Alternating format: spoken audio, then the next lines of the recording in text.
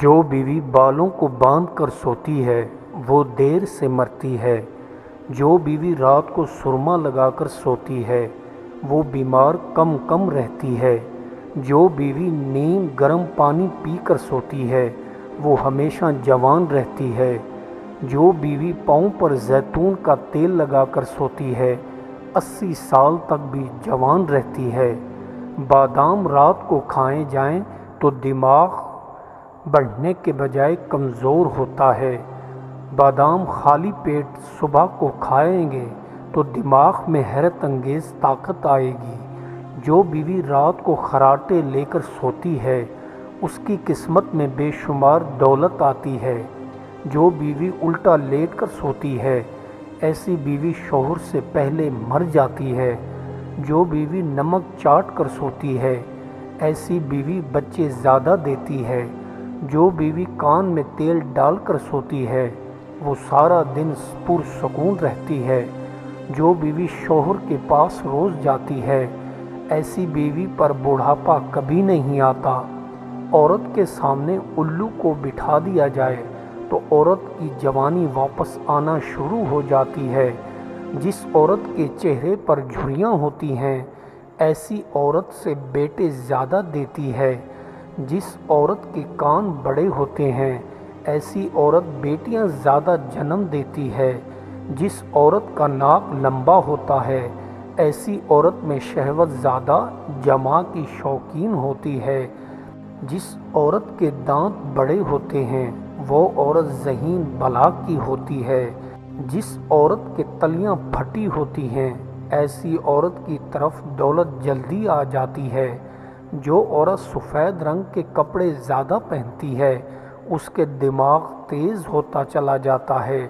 جو بیوی اونٹنی کا دودھ پیتی ہے ایسی عورت 100 سال تک بھی جوان رہتی ہے۔ جس عورت کو بکری کا دودھ پلاتے رہو گے وہ جماع کے لیے کبھی منع نہیں کرے گی۔ زیادہ ٹھنڈا پانی پینے سے دل کی بیماری لگتی ہے۔ بڑا گوشت زیادہ کھانے سے دل کی بیماری لگتی ہے۔ بٹیر کا گوشت کھانے سے کمر کا درد کبھی نہیں ہوتا۔ تیتر کا گوشت کھانے سے نظر الو جیسی ہو جاتی ہے۔ شتر مرغ کے انڈے کھاؤ جوان طاقتور رہو گے۔ سفید مورنی گھر میں ہو تو برکت کا دروازہ کھلا رہتا ہے۔ خرگوش کا گوشت کھانے سے دمہ کبھی نہیں ہوتا۔ فاختہ کا گوشت کھانے سے بال گرتے نہیں۔ کھٹی چیزیں کھانے سے عقل بڑھ جاتی ہے۔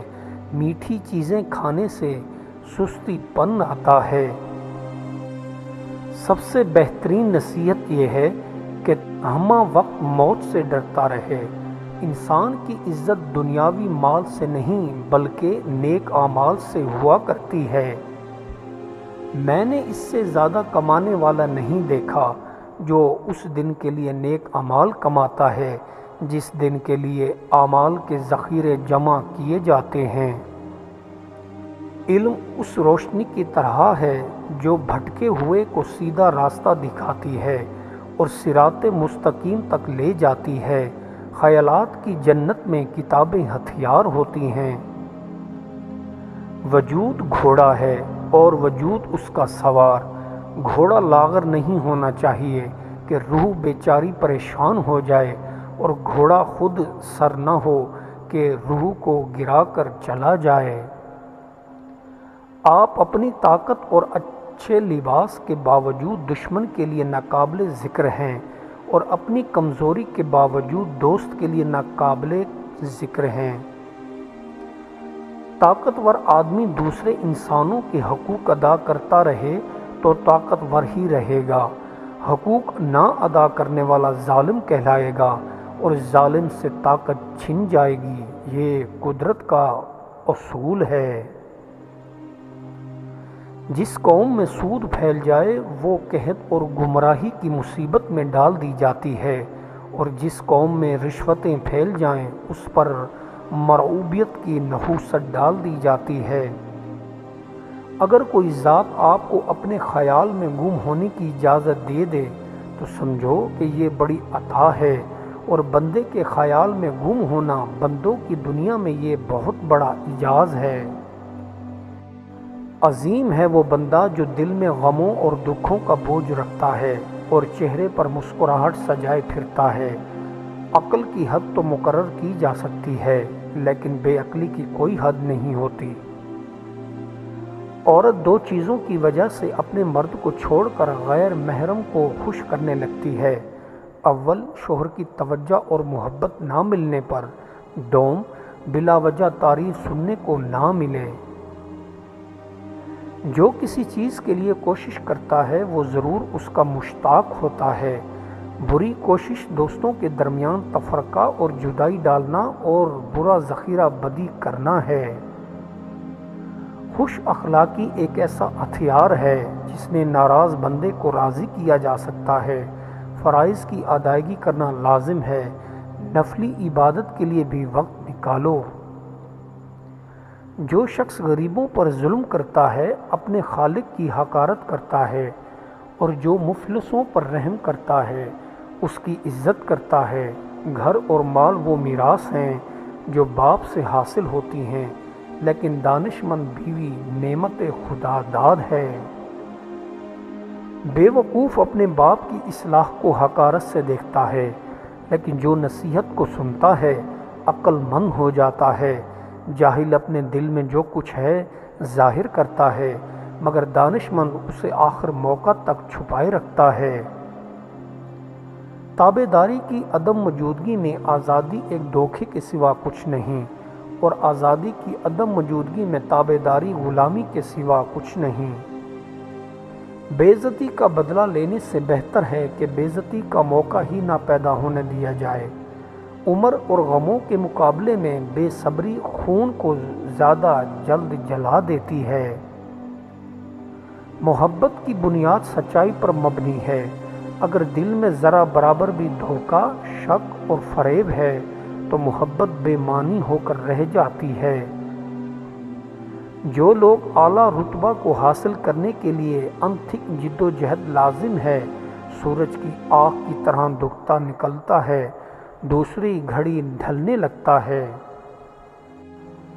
غصے کی حالت اس ذلت کے برابر نہیں ہوتی جو عذر پیش کرنے کے وقت پیش آتی ہے، اور گناہ کی لذت اس سزا سے لگا نہیں کھاتی جو آخرت میں بھگتنی پڑتی ہے۔